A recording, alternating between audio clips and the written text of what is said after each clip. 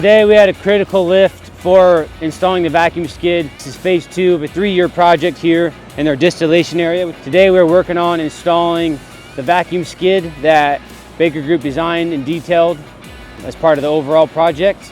We fabricated all the piping in our Ankeny shop and then assembled it in our OSM facility. We were able to take a lot of those hours that would have otherwise been out here in distillation outside and bring them into a controlled environment in the shop where we could fabricate the pipe and assemble the skid overall. Shipped it to site yesterday and then had a critical lift with the crane to get it installed on site today.